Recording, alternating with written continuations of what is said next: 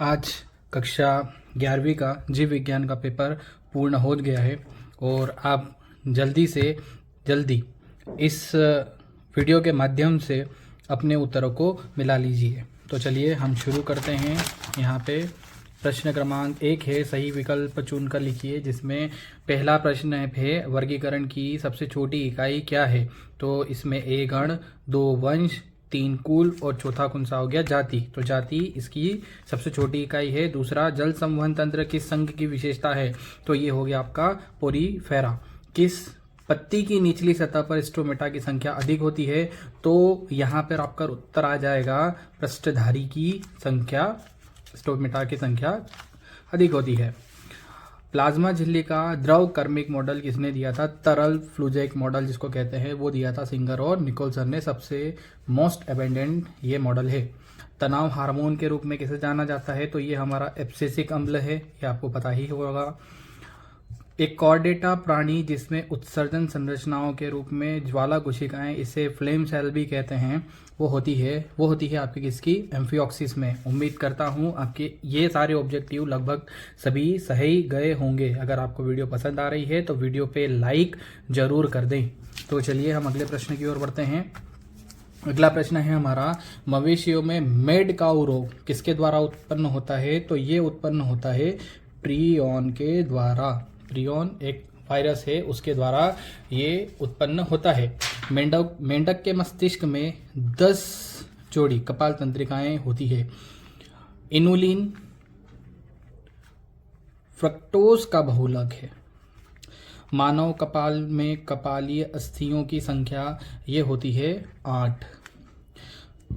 प्रमस्तिष्क को जोड़ने वाली तंत्रिका तंतुओं की पट्टी को कार्पस कैलोसम ये कहा जाता है। वृक्क की जस्टा ग्लोमेरुलर कोशिकाओं के द्वारा रेनिन हार्मोन का स्रावन किया जाता है। ये भी आपके सारे ऑब्जेक्टिव सही होंगे, उम्मीद है। चलिए तो हम अगले ऑब्जेक्टिव की ओर बढ़ते हैं, सत्य असत्य की ओर। अगर आपको ये वीडियो पसंद आ रही है तो इस वीडियो पे एक लाइक जरूर कीजिएगा और हमारे चैनल को सब्सक्राइब कर लीजिएगा इसी तरीके से अन्य वीडियो को देखने के लिए। तो पहला, आलू, बैंगन, टमाटर अलग अलग जातियां हैं पर वे सोलेनम वंश में रखे गए हैं, बिल्कुल सत्य है। दूसरा, बाह्य दल व दल का पुष्पी कली में विन्यास पुष्पदल विन्यास कहलाता है, ये भी बिल्कुल सत्य है। C3 चक्र का पहला स्थायी योग उत्पाद ऑक्जेलो एसिटिक एसिड है, बिल्कुल गलत है। यहाँ पे हमारा PEP आता है। एथेफॉन टमाटर व सेब के पकने की दर को कम करता है, तो ये क्या हो गया आपका, असत्य हो गया, जबकि ये बढ़ा देता है।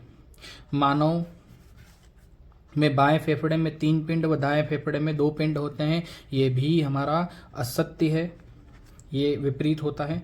मोचक हार्मोन हाइपोथैलेमस के द्वारा निकाला जाता है, तो ये बिल्कुल सत्य है, इसी के द्वारा निकाला जाता है। तो वीडियो को लाइक ज़रूर कर दीजिए। अभी भी अगर आपने लाइक नहीं किया है तो वीडियो को लाइक ज़रूर कर दीजिएगा। तो चलिए अब हम बढ़ते हैं हमारे अगले प्रश्न की ओर, जो हमारी सही जोड़ी है। इस सही जोड़ी में अष्टबाहु ये होते हैं किसके, मोलस्का के। क्रिस्टी किस में पाई जाती है। तो क्रिस्टी पाई जाती है माइटोकॉन्ड्रिया के अंदर। स्तरिका किसकी होती है। तो पत्तियों में स्तरिका पाई जाती है। तंत्रिका वेग किसके द्वारा जो जाता है। तो ये जाता है आपके न्यूरोट्रांसमीटर के द्वारा। प्रतिध्वारा प्रवाह की क्रियाविधि होती है किसके अंदर, आपके वृक्क के अंदर। आई होप आपकी ये सही जोड़ी बिल्कुल सत्य होंगे और यहाँ पर आपके पूरे 5 नंबर पक्के आ रहे होंगे। आपको बहुत बहुत शुभकामनाएं इन सही जोड़ियों के लिए और आगे जो हमने प्रश्न देखे रिक्त स्थान और सही विकल्प के लिए। तो चलिए हम आगे बढ़ते हैं हमारे अगले प्रश्न की ओर। लिनियस ने अपनी किस पुस्तक में द्विनाम पद्धति का वर्णन किया था। तो ये थी सिस्टोमा नेचुरी। जंतुओं का द्वितीयक सबसे बड़ा समूह कौन सा होता है। तो पहला तो आपका हो गया आर्थ्रोपोडा और दूसरा समूह होता है ये कौन सा होता है आपका, मोलस्का।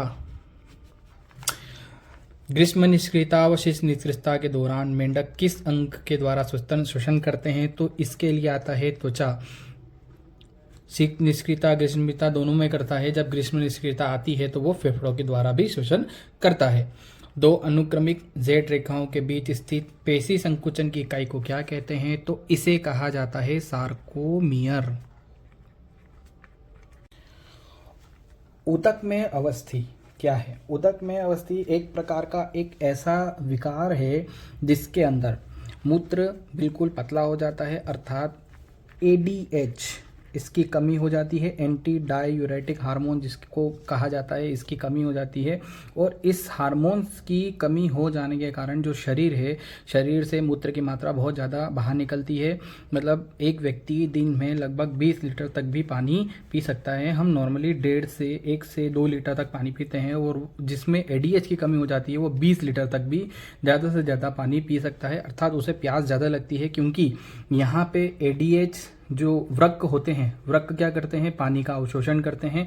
उस पानी को वो अवशोषित नहीं कर पाता है क्योंकि ADH वहाँ पे उपस्थित नहीं होता है, इसलिए। और बाकी आप पेपर देख सकते हैं आपका यहाँ पे प्रश्न क्रमांक 6, प्रश्न क्रमांक 7,